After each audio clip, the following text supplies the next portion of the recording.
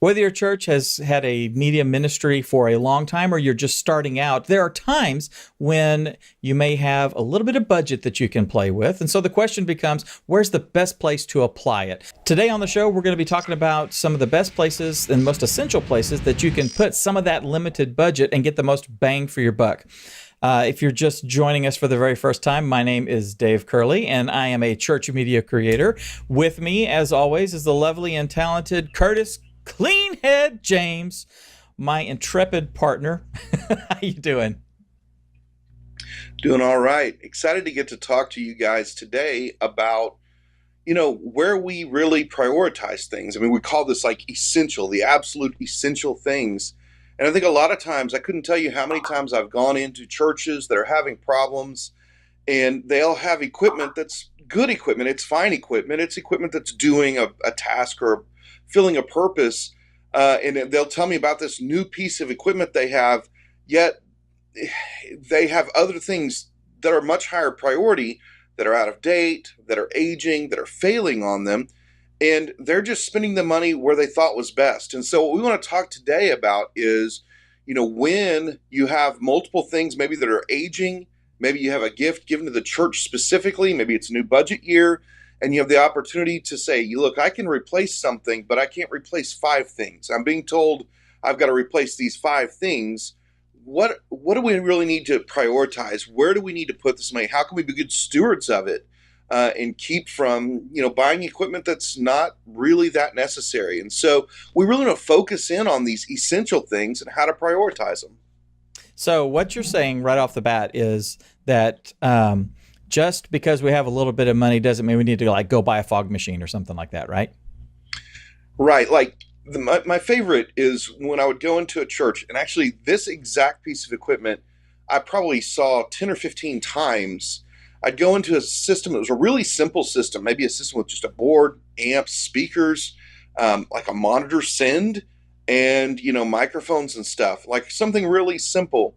And I would go in and I'd look, and the board's 20 years old, and the speakers are aging really badly, and the pastor's microphone is on a band frequency.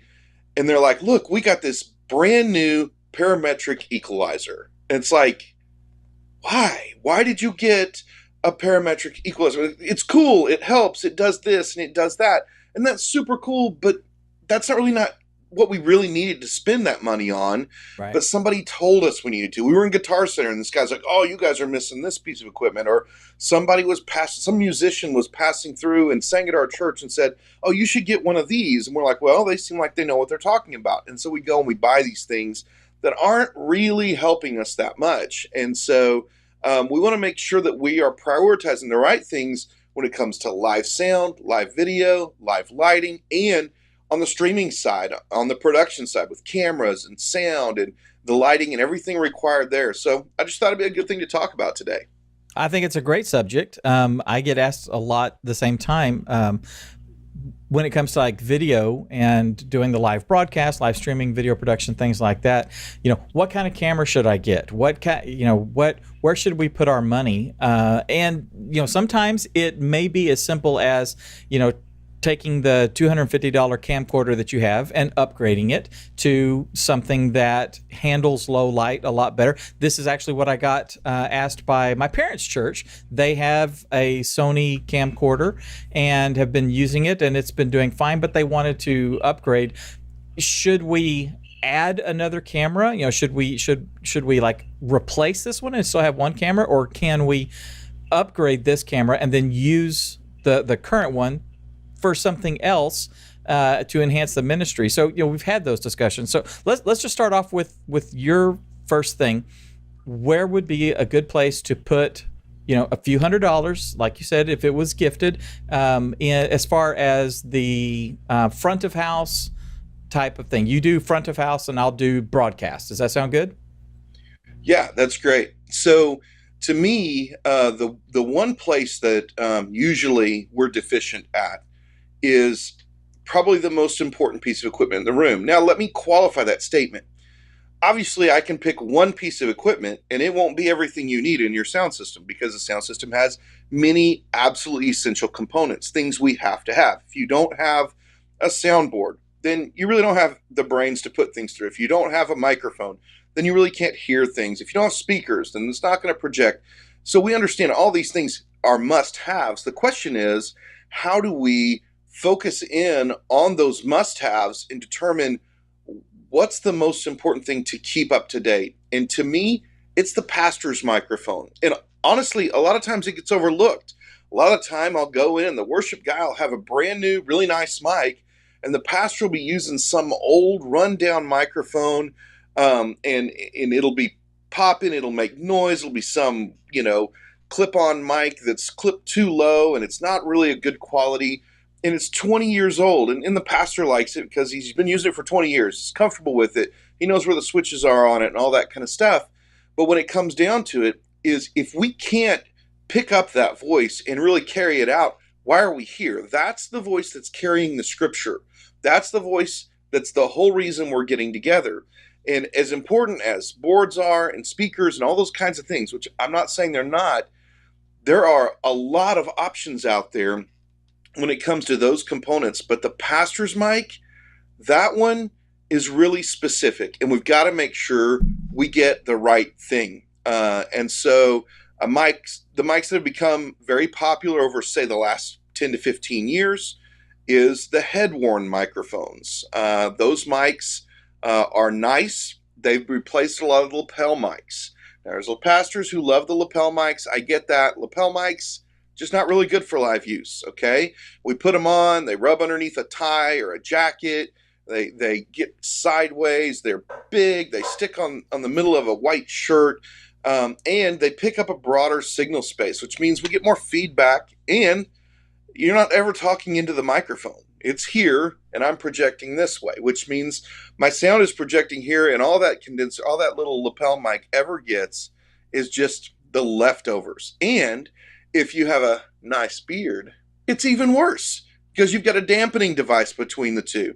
And so you have to realize, I wear it up high so you can't see it real well, and then you can't hear anything. I wear it down low so it'll pick me up. Well, now it's too far away. You have proximity issues and all that kind of stuff. So a head-worn mic, like this one here, this guy is probably the most popular, definitely the top of almost every list that you find for church media. This is a Countryman E6. Goes on my ear like this. I've had this one for a long, long time. And it's bendable, and it comes up right to the edge of my mouth, and it means it's going to pick me up really well. It's shapeable to my ear. Now, everybody complains about them, and it's true. They do come off easy. They can move around. You got it where it like flips up because the wire pulls. That's why they make little clips on them. If you use the clips, it'll save your life. Put a clip on there, give yourself a little loop, clip it onto the back collar, and it won't move around near as much. They also make attachments that can wrap around your head, all kinds of stuff. This is one example because Countryman really, they were the first to do it. They were the innovators that made the head-worn microphone, and everybody else has kind of come along afterwards. And so they're very popular. It's a high-quality microphone. They make them with different capsules on the end, so you can have different pattern shapes, different kind of dampening for air, all that kind of stuff.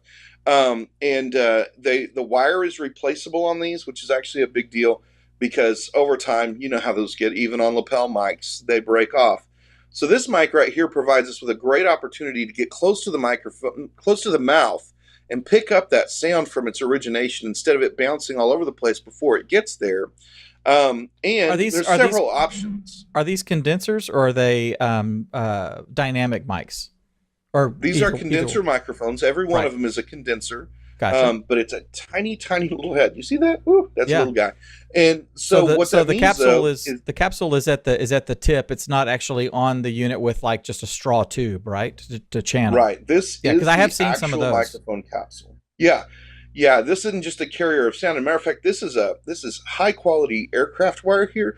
You can actually drive over this with an airplane, and it's okay. So they're quite durable, actually. People worry you're going to bend them too hard or whatever. It's kind of hard to do. Like I said, your real failure point's the wire, and they make a couple of different kinds of wires. One's much smaller than this, and so it's easier to hide, but also breaks a lot easier. That's why this one has a thicker one, because I had to replace it several years back. So, and like I said, they make an attachment that'll go around the back of your head, and hook on both ears. We actually use that here at my church. My pastor prefers that because it just doesn't feel solid on his head. This is a cardioid pattern one because I'm a singer. And so I don't want an omnidirectional. I want something really tight. So it's got to be in pretty close to my mouth. And it's not really designed more for just a speaker. If you give this to just a typical preacher, you're probably going to find they struggle to keep it in the right place, that it's going to get pulled away and things like that. So something with a little more omnidirectional pattern, which Countryman also makes, you just decide what you want when you buy it. That gives you more options. Now, Countryman isn't the only manufacturer. Shure makes a very popular one that's a good microphone. I've used it. And even there's even a budget one if you're really tight on money that's under $100 by Samson. Now, I'm not telling you the Samson and the Countryman are on the same level. They are not. But there's like $300 difference between the two in cost. And so if you're like, I can't afford that microphone, that's too expensive. Well, if you're using some old little lapel mic, you're better off with the Samson. It's the SE10 is what it's called. And I think it's like $90. And so it's pretty reasonable. Not what I would recommend for you. Yeah, it's not like your go-to, but it's the budget, it's the value one. You know, it's kind of like the Vizio versus like Samsung, you know, that sort of a thing. Exactly. It's like if you have the Shure SM58s, you know, those are about $100-$120 a piece. They're bulletproof, they're wonderful. I mean, we know people that have been using the same one for 30 plus years, and it's all beaten up, and they replace the windscreen, and it just keeps on going. But if you need to buy a bunch of them, $500-$700, you may not have the budget to do that. So you go with like the Behringer XM8500s or something like that, which are a close, affordable analog to it, not near as bulletproof, but is going to deliver, you know, I mean, close enough quality, right? Yeah, and so when it comes to the headset mics, there's the factor of getting away from a lapel, which is a good thing. But there's also an added factor that we already deal with, and that's the wireless technology that goes along with them, because you can't separate these two. They're all together. And if you're taking a Countryman E6 and you're hooking it up to some 15-year-old wireless microphone setup, you're not really getting what it's capable of, and you're probably going to have problems. So making sure you keep up to date on your wireless technology, actually right now, that is a bigger deal than it has ever been, because they've now released all the frequencies. 15 years ago, 10 years ago, there was protected frequency bands for the professional audio world. And then somebody, mainly the federal government, decided they could make a lot of money selling frequencies that they don't own. And so they did, and they sold them to T-Mobile. Frequencies. Yeah, I was going to say a lot of those are the 5G network that we all love so much right now. Yeah, that T-Mobile network, the first 5G network to hit, was in that frequency band. That's why T-Mobile bought it. Yep. And so, the government was disappointed because they didn't get near as much as they thought they were going to get out of it. But they did pretty well, considering they didn't invest anything in it anyway. So the T-Mobile, has a lot of the frequencies we used to broadcast on in the pro audio world, which means there are no safe signals anymore. There's no safe frequencies. So if you're using old stuff, man, you're just dangerous, especially if it's not a switchable frequency. If you're in a single frequency, then you are destined to pick up somebody's phone call, to pick up, who knows what. And when I say who knows what, I've heard some very interesting things come over church sound systems that we don't want to come over church sound systems. A lot of inappropriate who knows frequencies. Yes. Matter of fact, I went to a Christian school for just a couple of years when I was in junior high, and we were right next to a highway, and they had a really cheap wireless microphone. And when the truckers would drive down the highway, all of a sudden in the middle of the message in chapel, you would just hear whatever the truckers were saying. And truckers don't really have good chapel language. There were things that were not acceptable that came over the loudspeakers, and we all just looked at each other like somebody's in big trouble. Well, they were already like a mile down the road. It's like a Netflix comedy special. Yes, it was. And so, so having the right wireless technology is really important. And there's a lot of companies that make really good wireless technology. Audio-Technica, Shure, Sennheiser, AKG, there's guys out there making good stuff, and then there's not good stuff. So stick to the main brands. If you're like, oh, this is an amazing bargain, then if it's wireless stuff and it's an amazing bargain, you're going to pay for it in the long run. It's bad news. You're going to have to replace it. Well, it's where you got to spend the money. The cool thing about this microphone is it can be plugged into any kind of a transmitter. I mean, we could take this microphone and step it up to a big XLR cable and have it wired into the board and send phantom power and utilize it. So I mean, it's really flexible, and that's even if you haven't yet upgraded your wireless infrastructure, you have something you can get rid of the lapel mic and get a Countryman and keep going forward. Yeah, and just a quick word of advice when you're looking at them. This one right here is wired to what they call a Shure end, because that was the kind of body pack I used. Micro XLR. Micro XLR. It's used by a bunch of companies, but some companies, like a lot of Sennheiser's products, actually use like an 1/8" plug and some different things. So when you buy your microphone, make sure it's wired appropriately to the wireless you have, or if you're buying a wireless system along with it, make sure that it's wired appropriately, because otherwise you'll get a mic in and you'll go, these things don't connect to one another, and they don't, and it's a problem. And basically with, say, that Countryman, you can get either one, is that right? Or is it only for the micro XLR? Oh, they'll make it with whatever end you want. Okay. They have them with every kind of end you can imagine. They've got it. And if you switch systems, all you have to do is buy a new cable, because you just swap the cable out. Remember, I told you the cable is removable. So all you got to do is buy a new cable, and you'll be able to swap it out to a new system if you need to. It's becoming less of an issue. More and more people are getting more normalized in it, but it still matters, especially if you've got a good product. Say you've got a really good Sennheiser wireless system that's a few years old, but you've got a lapel mic with it. You can buy this, you can wire it up, but then if you decided 3 years from now you were going to upgrade, you were going to go to a Shure system instead, all you do is replace the wire, hook it up, and it'll work just like new. That is fantastic. So I get asked a lot about the video cameras, and should we put the money into the video camera? Is that the most essential thing?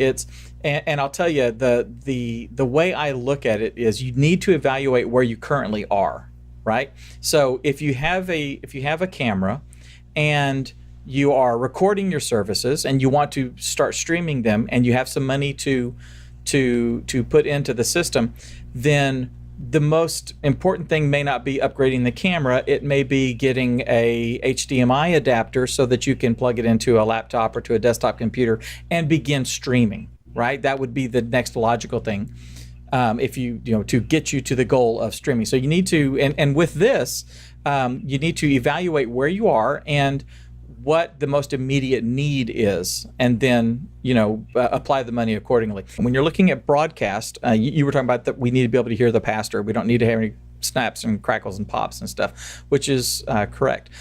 When it comes to doing the broadcast, a rule of thumb, a piece of knowledge for when you're doing video is that a viewer will forgive a bad video image, a shaky camera, grain, anything like that, mismatched colors, things like that. They will forgive that if they can clearly hear the message that is being delivered, whether it's a television show or commercial, a movie, a speaker, like this, like a pastor speaking.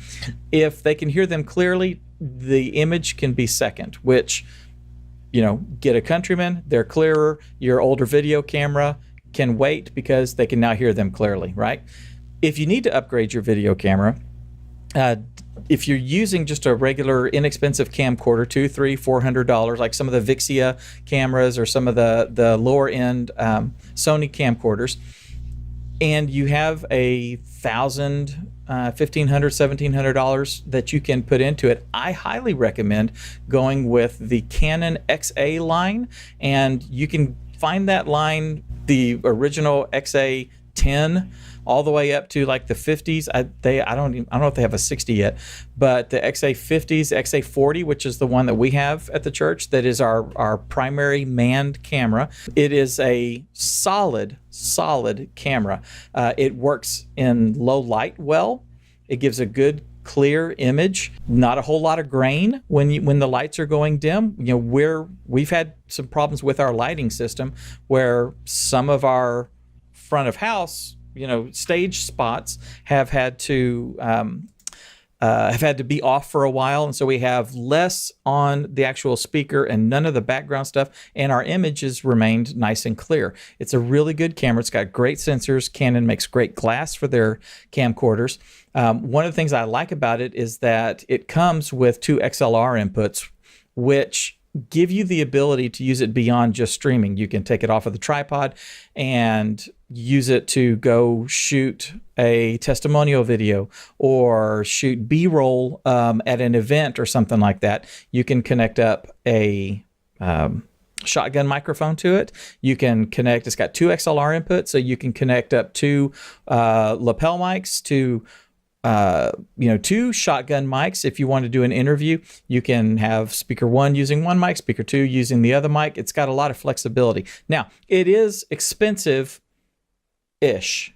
$1,800 for a Canon XA40, or a 30 maybe. You can go a little bit lower in the line. They're still out there.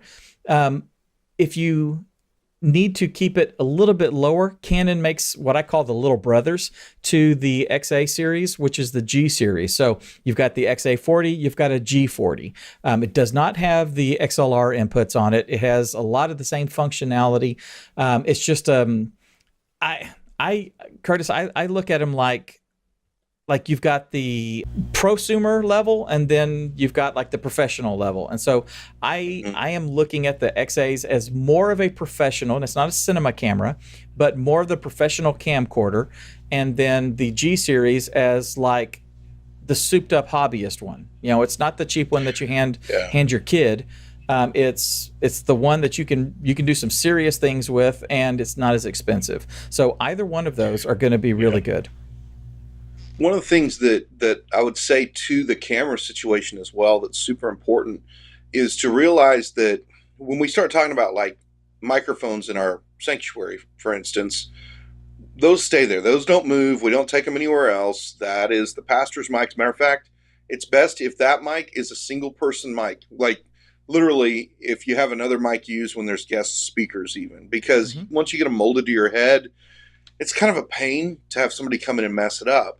But so if you can, it's great to have them, even if it means maybe you've got like a less expensive one or an older one that you give to the guest speakers that show up every once in a while. That way your pastor doesn't have to remold his mic, which is not fun. But those stay in the sanctuary. Now, with our video equipment, obviously it's best if we can have things that are always in place. But video equipment is specifically designed to tear down. I mean, that's why your camera has a boot on it that connects to a tripod. The whole point is that they're supposed to move around. You go to a studio, go to a news studio, and you're going to find every camera is on wheels. Why? Because they're just not staying in the same place. Everything is supposed to be mobile in some way. So with a camera, you do have the opportunity of being able to maximize its use by not only using it to stream your services, but to shoot, announcement videos with, or interview videos, or footage of something that you guys are going to do, a VBS or a mission trip, something like that. You want to be careful with who's using them and how they're used, but at the same time, these pieces of equipment that we're describing are designed to be used in a mobile setting. I mean, they have features that stabilize an image. Yep. If you're holding the camera, that's absolutely the whole point. And so that's really important to know with your video equipment. Absolutely. So one of the things, and I'll touch on it here in just a minute. One of the things that I like about having like that XA camera, like the XA40, is because it has the XLR inputs, we could use that to pipe in the house feed of the sound and then take it through the HDMI output into a capture device and broadcast straight with there. That is a very basic setup. That is a getting started type of setup. It's not an advanced setup at all. But what I see a lot of times when people, and I correct them and tell them to go the other direction, but a lot of times people are taking the headphone feed from the mixer or the control room feed for the mixer and putting it into the mic input on the camera. You can do that. There's some things that you need to some adjustments you need to make in the camera so that you can get that, and it's not going to be all clippy and distorted sounding. But it is a viable way to do that. Like I said, you get the more expensive cameras, they have the XLR inputs. If you don't, and you just have the regular 1/4-inch input, the little one like this, then there are devices that you can get from, like, say, Saramonic. Mine's not the Saramonic that I'm recommending. Mine is an older one that I've been using for about 25 years. And it's a preamp, basically. And what it lets you take a couple of XLR inputs, and then here, let me go full screen. There we go. It's got a couple of XLR inputs, and then it's got an output that goes into the mic jack on a camcorder. And I was using this with, like old 8mm camcorders, mini DV camcorders, things like that. But what it allows you to do is fine tune. The principle is you can fine tune the audio coming in on each of the channels. Channel 1 is left and channel 2 is right. That's a stereo input on your camera. That allows you to fine tune the audio coming, say, if you're going off of your board, not a separate mixer, right? Just whatever feeding the house, you want to feed it cleanly into the camera. That is a viable way to do it if you are if you're looking to in a very budget friendly way get started with the live streaming. So I'm sorry, I had to drop that in there because they kind of dovetailed into each other.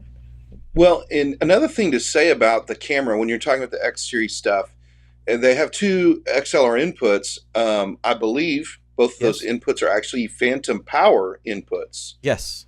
Isn't that right, Dave?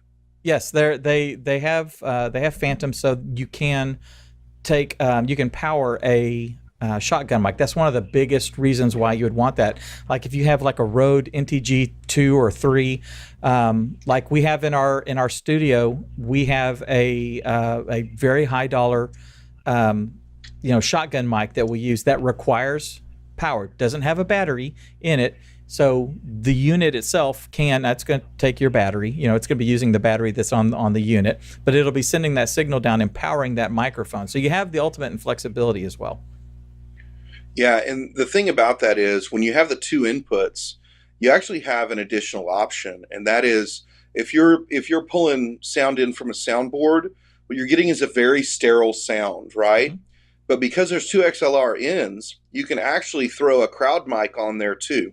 And you can stream that in. If you're going to go to post-production, then you can actually they'll just show up in two channels, and you'll be able to mix some room level in there with it and get some ambient, get people singing and things like that helps the room feel live. And you can't really mix it in camera live. It's kind of awkward, right? But in post-production, it gives you more to work with, and you always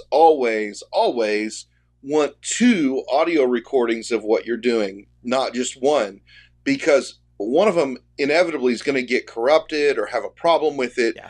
And so you can always go to the other one, even if it's not as good, and it can save you a ton of work and heartache. Yep. And so it's always best to have two audio feeds that you have somewhere, even if you're just recording to a handheld audio device that you can stream in later, mix in, whatever. But that's a great tool to have when you have a camera with multiple inputs. It's a lifesaver, actually, and it saves you a lot of time. Yeah, it really is. Okay, so what's your next audio essential or front of house essential? Yeah, so I was gonna go ahead and do audio, and then I could talk more about audio. Like I could mention things like speakers, which are places you can't cut cost on speakers. If you do, you're going to regret it. Whereas as much as people love soundboards, as much as I love soundboards as an audio tech, you can live with less on your soundboard. You can't live with less in your speakers. You've got to have good quality stuff and power and all those kinds of things. So when it comes to audio, while the pastor's mic is, 1A, your speakers have kind of got to be 1B. Otherwise, you can't hear. And then you say, well, it's got to be powered right and all that. These are kind of the top priorities, though. But what I'd like to do is shift to I want to talk about the video side of the live room. And so where we have the audio issue, we're going to talk about the video side, which for us in most churches is projecting lyrics on the screen, maybe videos, announcement videos, and whatever. Sermon slides, things like that. Yeah, sermon slides, all that kind of stuff. And so churches, of course, most churches have this feature now. It's been really popular for quite a while. But the main problem I see with churches is the actual display. That's the most important thing. So if you're looking at your video system and you're having problems with it and people are like, well, I can hardly read it, but when we click on the button, it takes a second to change. And, you have all this, the computer's too slow, but it's hard to read. Well, it doesn't really matter what the computer's doing if you can't see it. And so that's when it comes down to projectors or LED walls or TVs. It all depends on the size of your room and the size of your budget, obviously.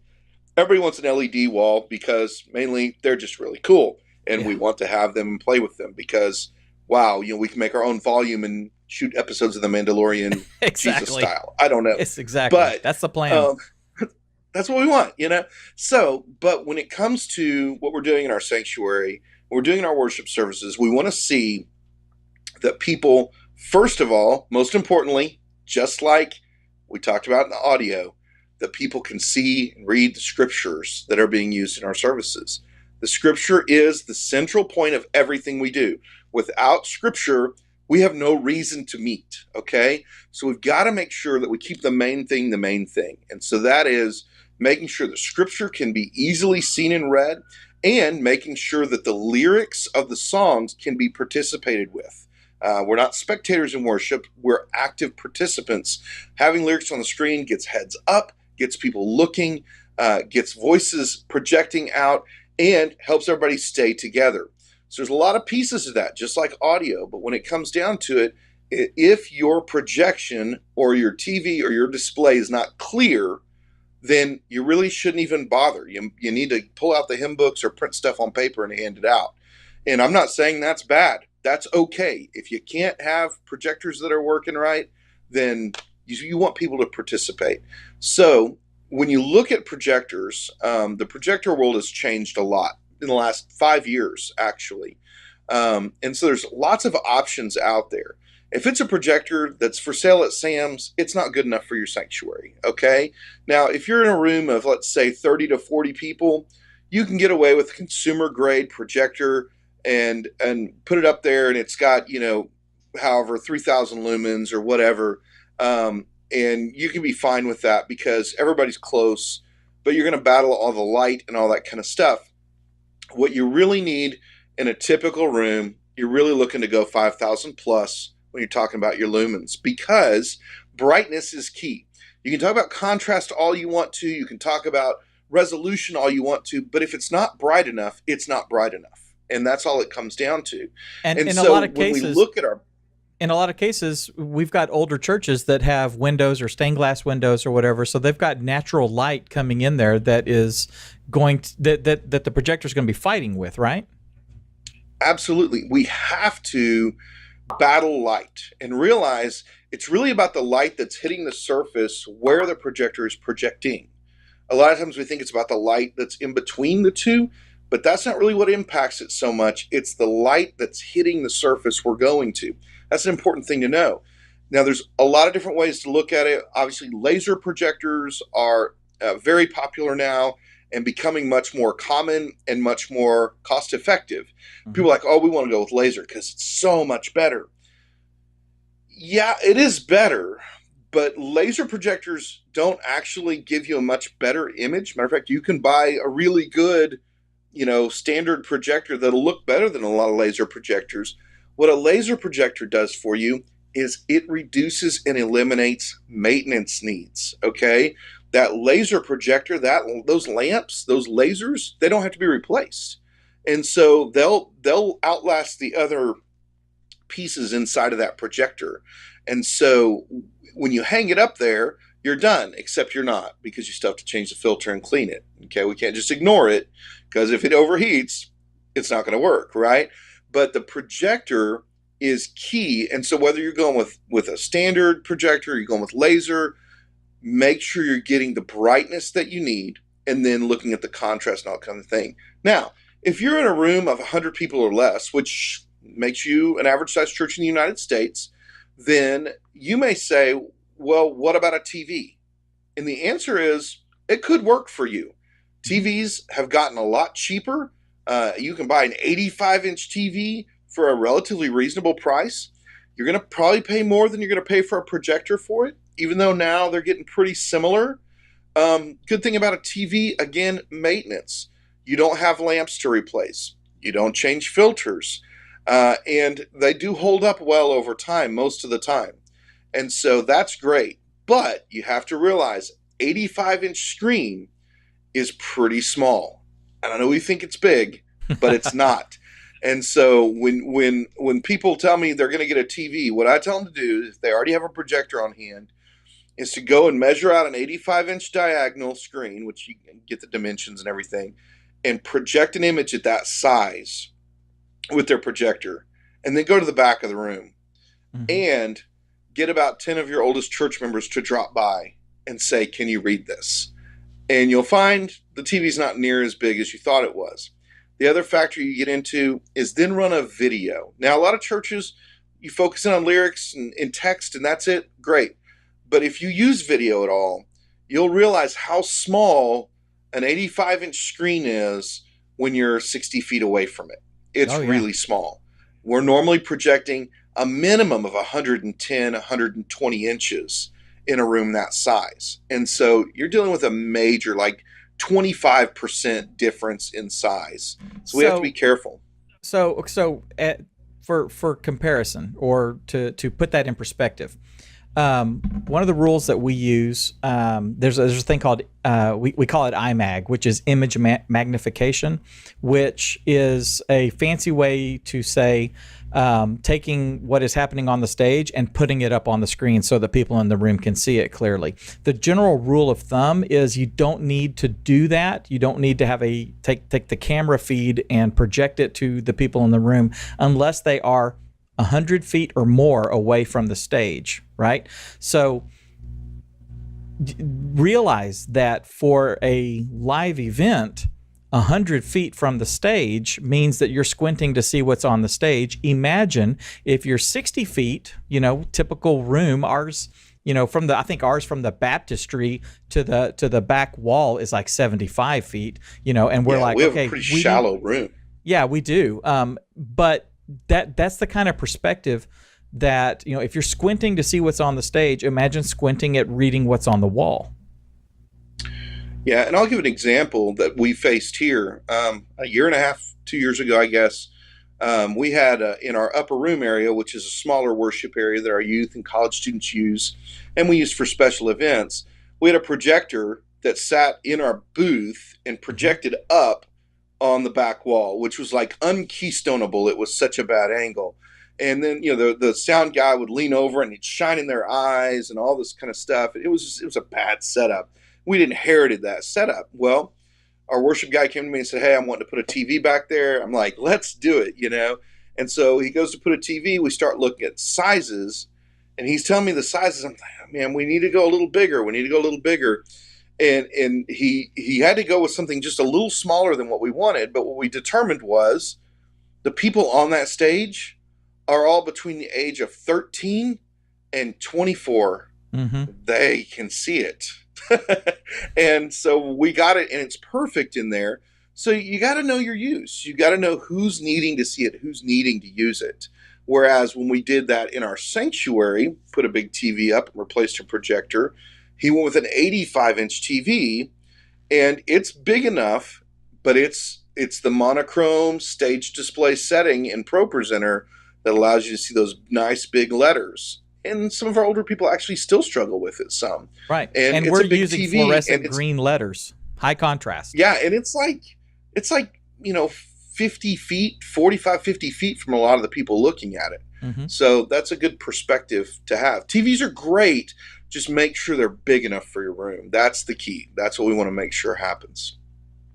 I think that's good. I think that is a really good consideration. And just parenthetically, if you're not cleaning your projectors, if you're not maintaining your projectors, you definitely need to do that. That will give you some more life on it. And you may not need, you put $100 bulb in there, you then, and it works brighter and cleaner and much nicer than it has been. You then have the money to go buy a Countryman versus, spending, $3,000 on a projector.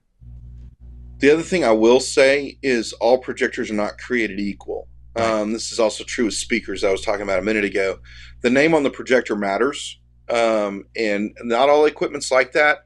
You just heard Dave talk about the preamp that Sarmonic makes. I'm using a Sarmonic mic right now. It's very inexpensive. So there's ways to find budget items that work really well. But when it comes to projectors, they'll have all kinds of ratings, lumens and resolutions and all this kind of stuff. And you can put one that says it's 4,000 lumens next to another that says 4,000 lumens, and you could swear one of them's either 2,000 or one of them's 8,000, one or the other, because they don't look the same. And it's because the lens quality makes a huge difference. Do they meet the specifications of being this bright? Yes, but by the time it's filtering through bad technology to get out of there, it doesn't look the same. So be careful. You're really, in the church world, you're really looking for what Dave was just describing as prosumer projectors. Commercial projectors are ridiculously expensive, and they're great, but I mean, like the size of a truck, you know what I mean? And they are $20,000, $30,000. And so what we want instead is a prosumer, something you're not going to find at Best Buy, or something you're going to have to look at a B&H Photo or Sweetwater or whatever. But looking for that product that's not just the Dell, Epson office projector. Right. That's not good enough for what we want. That's exactly right.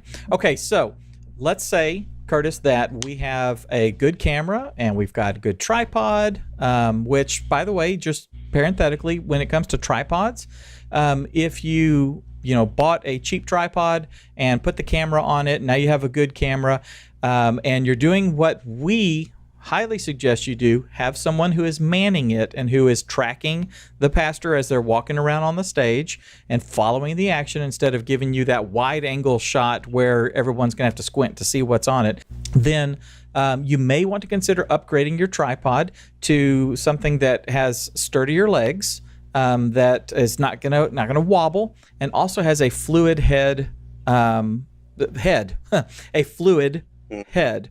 Okay, I really like the Manfrottos. This is a Manfrotto head. Manfrotto's a premium brand when it comes to camera equipment.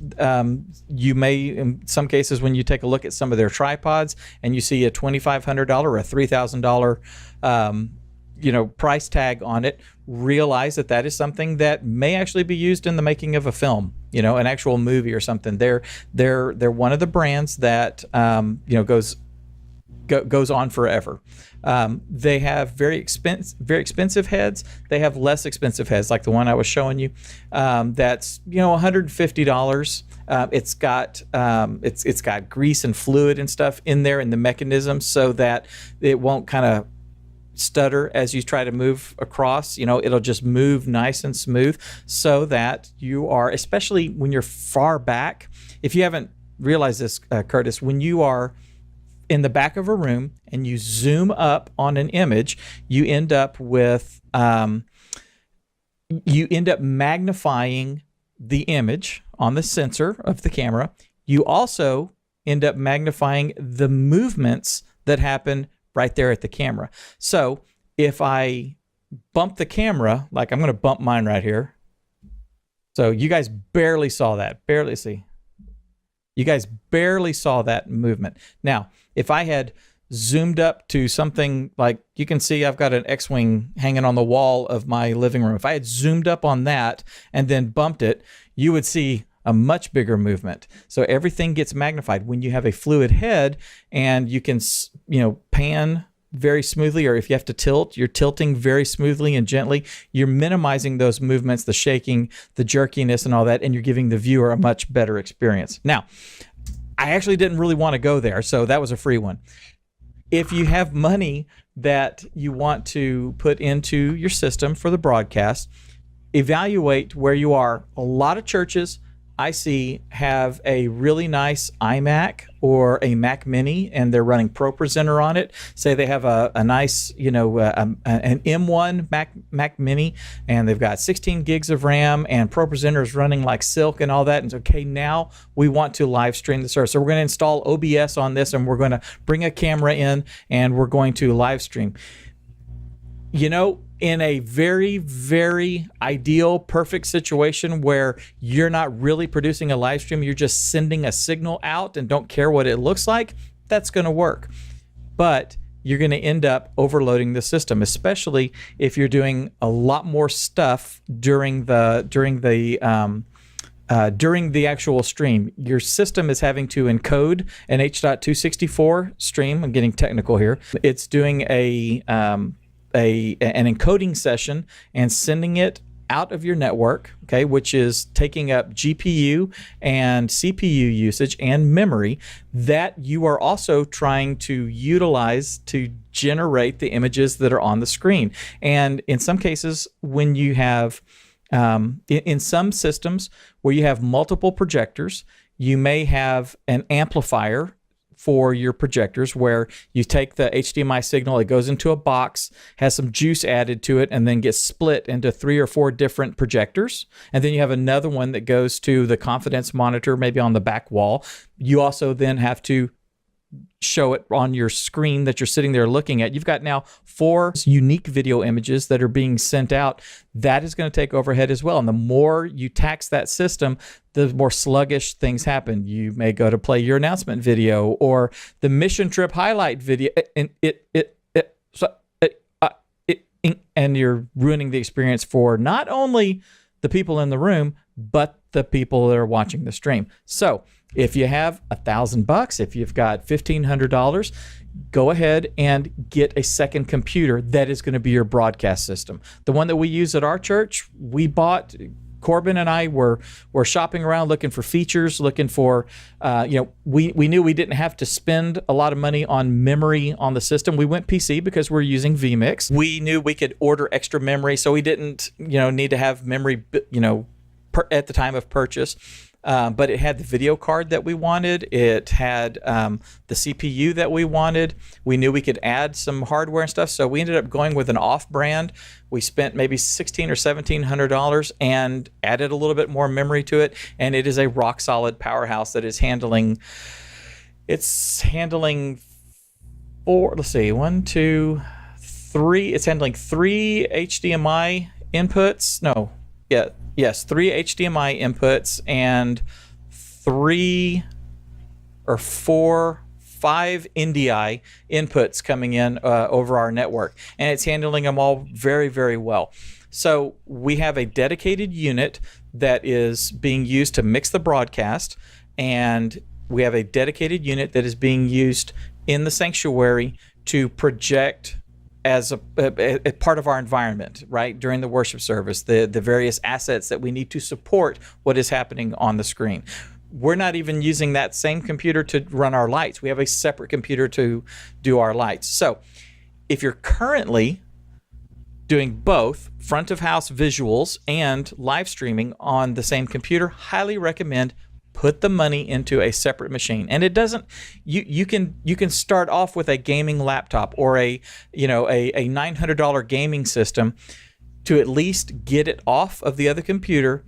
You may not be able to have 4 or 5 cameras coming in, but you have a solid platform for the 1 or 2 that you're currently using. Yeah, and when you talk about computer usage, it's actually one of the biggest problems churches have. Absolutely. I've gone into churches where they're running ProPresenter, they're running their stream, they're running maybe some Pro Tools or something in the background to record their services, and they're doing all this on a single system. And I'll be honest with you, Which means you're you're going to have a hard asking, time building a system that can do that, period. right? And you're also asking one person to manage all of that. You And need a they're dedicated bouncing person. from window to window, but your system is just really going to get bogged down. And so you want your ProPresenter to computer to really just focus on ProPresenter. Now, if you're streaming Spotify in the background on it or something, no big deal. Go ahead, knock yourself out. But when you're talking about having it process another video stream, boy, you're really setting yourself up. And if you can get it just balanced just enough to where it's all working, you add one thing and it all falls apart, and all of a sudden nothing is working right. And the problem we face now is, it used to be that, like, say your lighting system. It used to be, we'll just throw some junk laptop up there and run our lighting system. Well, now these lighting systems have actually become resource hogs, which it's unnecessary actually, but they are, and there's no way to avoid it. Now just to run your lighting software can bog a system down. To run Pro Tools has gotten to be a massive resource hog. And so you just got to be really careful as to what you're using. And you have to realize that it's great to repurpose units. So to say, I've got this computer we've been running ProPresenter on for 2 or 3 years. Great. So that means after about 3 years, it's probably time to move it to the StreamMix or move it to the lighting computer. Get a new one for ProPresenter and keep that rotation. You should be buying a new computer. Honestly, I know you're going to hate me. You need to buy a new computer every 3 years. You do. And the computer that I'm hooked to right now that I'm running through in this thing, I just got a new one about, I don't know, maybe 6 months ago. And the other one was about 4 years old. It was a MacBook Pro. It was really solid. And it was dying trying to run Premiere for me. It was just like, yeah, I'll get to this in a minute, Exactly. And so, this system is, new one. It's got an M1 chip, which has its pluses and minuses. We're still working through some of that, but it's a great, it's fast and it moves things. But you can't string these things along, because when you're dealing with live, whether it's streaming or in room, whatever it is, it's got to work now. You can't fix it in post-production. If your software locks up, you can't just go back and, I'll re-edit that section. Nope, that's it. You're locked in. Right. It's all you got. And so it's really, really essential to stay on top of that and to communicate to your pastor, your staff, your finance team, whoever it is, to communicate to them when you buy something new that this is not a permanent fix, that all technology is a temporary fix. And so just like those staff members are going to be replacing their computer every 3 to 5 years, then we need to be replacing the systems in our booth, which means if we're going to replace all 3 systems in a 3 to 5 year span, the best thing we can do is replace them about every 2 years, move down to the next one, move down to the next one, keep bumping them down. Yeah, like a rolling, sort of a rolling upgrade. Yeah. Because otherwise we end up with a $10,000 bill that nobody wants to pay, but everything's broken. So we want to maintain those things and be intentional. That's huge, major importance right there. Yeah, and keep in mind that the systems that we're using in the media booth are media intensive. That's what they're designed for. So that may be something that has been used for that, but then can become the day-to-day for the administrative pastor. There's, it's still a fine machine and all that, but he's not necessarily having to upgrade, using ProPresenter 7 or needing to meet the requirements for ProPresenter 8 whenever that comes out or whatever. It's going to suffice for a staff member, for the finance person, for the youth pastor, somebody who needs to do the day-to-day business of the church and some of the day-to-day creativity maybe, but not necessarily have to use or meet the requirements of something that we're using for the worship service. So just keep that in mind. So Curtis, do you have one more? The last thing I'll throw in there, and you've cheated. You've thrown like 4 extra things in. Sorry. So the last thing I have, so I wanted to talk about audio. I wanted to talk about video. In the room, let's talk about lighting real fast. Here's the thing. Most churches, we have terrible lighting systems. We're not set up right at all. Lighting is supposed to be 3-point, okay? That means that I have a key light it means I have a fill light, and then it means I have backlighting, okay? And that's true whether we're live, whether we're, on video, in a movie, TV, whatever. And lighting, we can talk about lighting effects and shadows and all the importance of all this kind of production stuff. But when it comes down to it, quality lighting is always 3-point. But the one that we have to focus on first is the key light. The key light is our source light. It's what's doing the primary illumination, okay? And so what that means is a key light's usually higher, and it's angled in at me, and it's going to illuminate. Now, it's going to create a shadow on one side of my face a little bit. Shadows aren't bad. They're okay. They give us depth, but that's what my fill light does. It fills it in, and then my backlight gives me depth. But without the key light, when we only have downward lighting, we create shadows. I mean, I have these things called eyebrows. You probably have them too. Their job is to protect things from getting into my eyes, and that includes light. When light comes down here and hits my eyebrows, then my eyes are darkened. That's why I have a light shining, a key light shining in my eyes right now.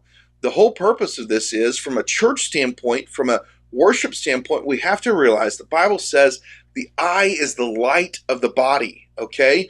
Now, that means this is where we connect with people. There's reason that I'm not talking to you like this the whole time. You probably wouldn't want to watch this video if I talked to you like this. It'd be super awkward. No, you want to make eye contact with me. You want to see that what I'm talking about means something to me, that it's important. And you see that in my eyes. You don't see it anywhere else. I can wave my hands and I can flap my head around, but you see it in my eyes. And so we've got to make sure we are illuminating people from the front. And that doesn't mean we're putting car headlights right here, because then all they see is spots. No, we're high, we're coming in at an angle that keeps the light from shining directly into my eyes and blinding me, so I can continue to function as a communicator. So the key light, while all the lights are important, the key light is extremely important. And we want to make sure it's bright enough. We don't want it to be blue or green. We need it to be illuminating our skin color, all right? And we want it coming at us. We can add all kinds of other effects with other lighting, but that is the key light, literally, to the whole thing. And without it, then nothing else is going to be effective. Yeah, I agree. And when you have a church that is an older church, an older sanctuary where audio and video were not really, they were all afterthoughts, then you may need to add a little bit of trellis work or something and add 2 or 3 of these lights. Or if you got a really high ceiling and you just can't get up there except for the, every 5 years when you got to change light bulbs or something, then you may need to get something that you can mount in the balcony. That will then act as your key light and stuff. But what you said, Curtis, it is important to have it at an angle. If you take a look, like right now, if I'm looking straight on, you see maybe just a little bit of the reflection of the light. That light is that I'm using. My key light is actually a little low. It needs to be a little higher. The general rule of thumb is like a 45-degree angle for, illuminating a stage and all that, and that helps prevent, the glare coming off of people's glasses, and it also will protect, like you said, the people on the stage from like just that direct light in their eyes. They're able to look beyond what's going on, knowing that their light is coming from up here. So you've got a balcony. That's a great place to mount things. You may have to have, depending on the distance, you may have to have something more powerful than you would if it were halfway up in the auditorium. But those are some ideas for you. Hopefully, all of this stuff that you've been watching here, the things that we've been talking about, have been useful. You wouldn't be watching it this far if it's not. And if you do like it, then be sure to come check out this video right over here. Whoop, this one right here, and go a little deeper with us.